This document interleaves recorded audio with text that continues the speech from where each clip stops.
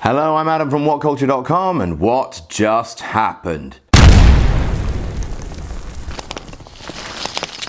NXT TakeOver Orlando just happened, and normally when we're at WrestleMania weekend we do these on the street and capture the vibe of the people milling around, but actually that's awkward as f***. Mostly people are dreadful and they just want to get in front of your camera like this. Oh, you're shooting something, are you? Or something for your YouTube channel. But no, like the what just happened for SummerSlam, I've decided to go back to my hotel so I could wait and form a reasoned review of the entire show, and also I get to prepare stuff like this cock and balls that I drew. Wouldn't get that on the street. NXT TakeOver Orlando, on the whole, good. Very good in places, bloody match of the year quality in others, but overall, possibly because of a slightly weak main event, it left us feeling a little bit cold. It left us feeling like, well, it just added to the kind of building sense of communal realization that NXT has slipped a few rungs down the ladder, which is not necessarily a bad thing. NXT shouldn't be overshadowing WrestleMania like it did last year. Are you filming something for your YouTube channel? No, what this show did was instead provide something of a warm-up act for WrestleMania, showcase some stars of tomorrow, and also build anticipation for debuts in the coming few days. It wasn't anywhere near as good as TakeOver Dallas, but that's fine. So let's run down the card. First of all, you had the 8-man tag pitting Ty Dillinger's friends, featuring him, Cassius Ohno, Ruby Riott, and Roderick Strong, versus Sanity, who for some reason were cosplaying as the Blue Meanie. I think it's something to do with Anarchy, that they had the Deadpool eyes. I thought they looked dumb.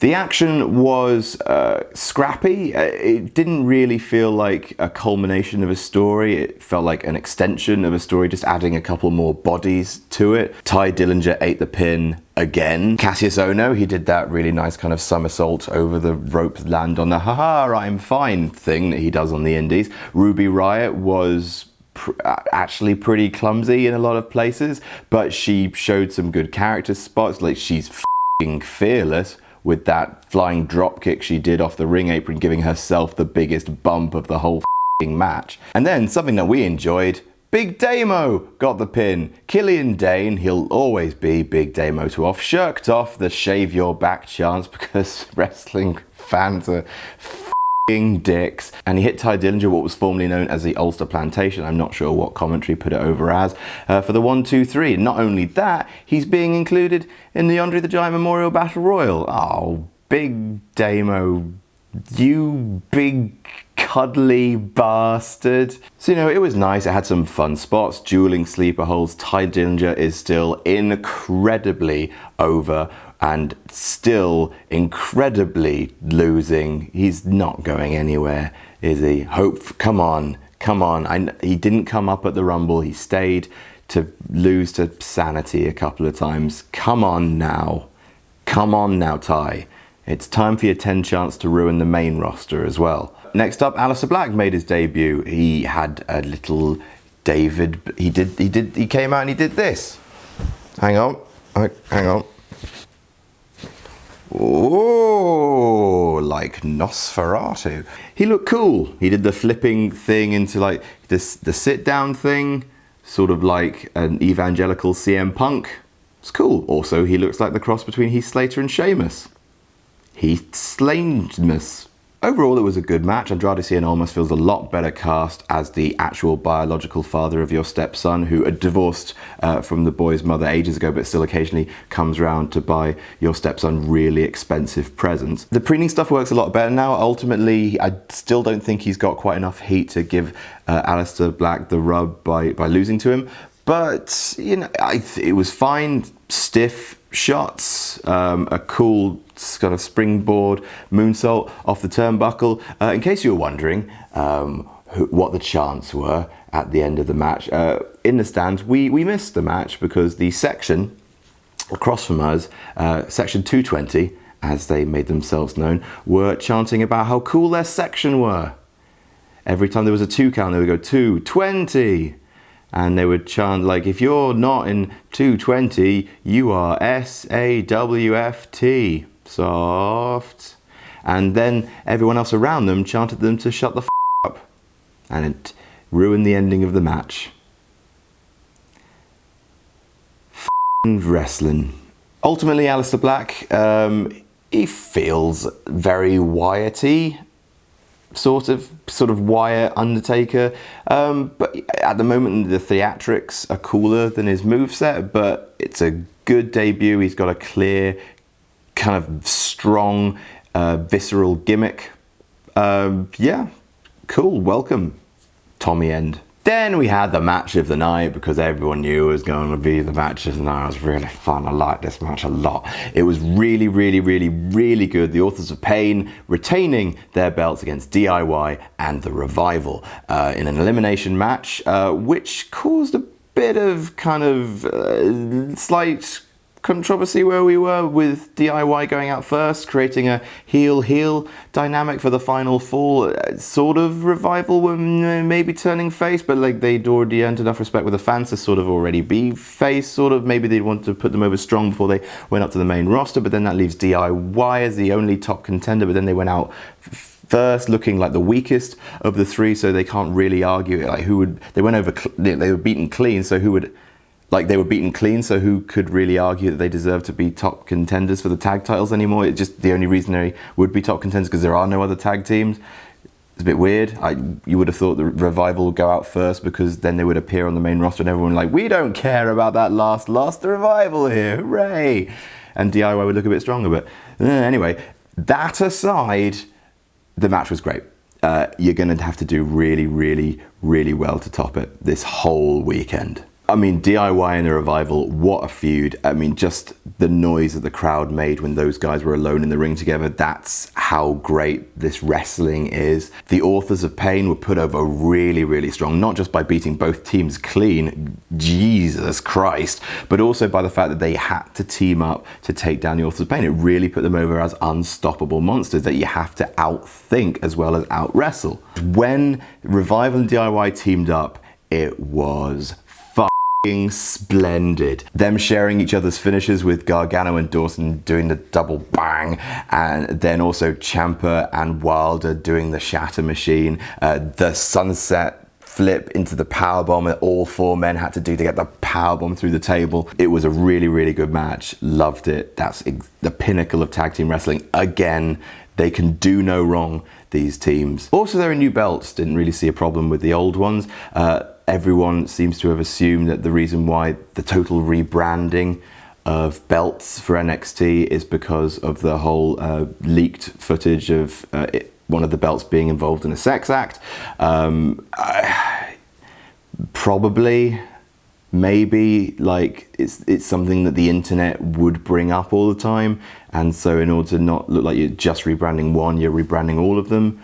But also it's WrestleMania, so who cares? I don't know, the belts all look fine. So anyway, speaking of monsters retaining their belt, Asuka versus Ember Moon. Really liked this, really liked it.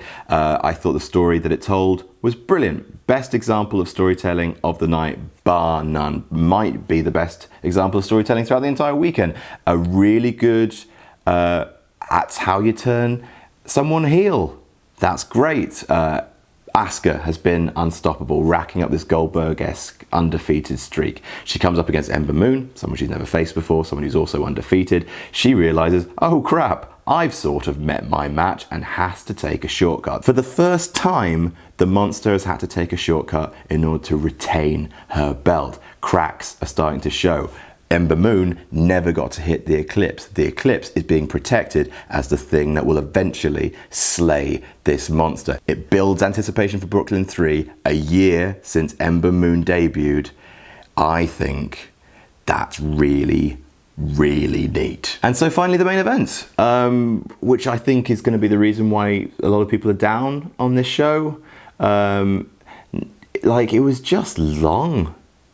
It didn't really feel epic. It was just long. Like, it started well. I mean, the two pianos. We see your Rebby Hardy and raise you two. Ha ha ha. That's twice as good. I thought Nakamura getting the least ceremonial entrance really kind of built the fact that he was losing and on his way out, but I think that's fine because Bobby Roode's entrance was good. I can't say glorious. It was great. It was really great. It was great. But yeah, and then like it started on a nice little note with Bobby Roode immediately kind of just going for a kick on the knee and Nakamura being like, F off, mate. F off, mate. Then followed a fairly damp 10 minutes of action. Not a lot of fire behind any of it, not any kind of new stuff we haven't seen before, not referencing any kind of story stuff from the past, just fill in time. And then after all of that, that's when Bobby Roode started working the knee again. And it's just like, oh, we could have just gone there a bit earlier. And that stuff was good. Wrapping his leg around the post, doing the figure four, Nakamura missing and hitting his knee. It's all building stuff. You lean in, you're invested because they're building a story that you understand. Them grimacing at each other, fighting through the pain, kicking out of the glorious DDT, going for the Kinshasa, getting the ring bell, the referee takes it, going for the Kinshasa again, getting a tornado glorious DDT for the win, and probably Nakamura's last match. It built well enough, but ultimately, yeah, it just wasn't very great. You expect more from both guys. I think Nakamura's seen his momentum slide off a lot, mostly because he hasn't really had a chance to do much strong style stuff of late. Like the stuff he's been doing with Bobby Roode, not hugely strong style. And without that, he's just kind of got his weirdness. Same with Bobby Roode, like his entrance and his theatrics are perfect. And you know, he does the occasional odd, nice kind of facial stuff, but there's not a lot to his game that really stands out. You get the impression that Bobby Roode's going to need a really interesting challenger to bring out the best in him, and actually, weirdly, Nakamura wasn't that for me. So that's NXT. Ultimately, it feels a little underwhelming, but that is because you do compare it to the previous takeovers, like Dallas, which was a pretty near perfect show. This time around, you got some amazing wrestling. The tag team triple threat was phenomenal. Asuka versus Ember, fantastic wrestling storytelling. You got some good stuff at the beginning with the 8-man tag and Aleister Black and the end of the main event, but just not quality across the board like you expect. But again, that's fine. That's maybe what NXT should be.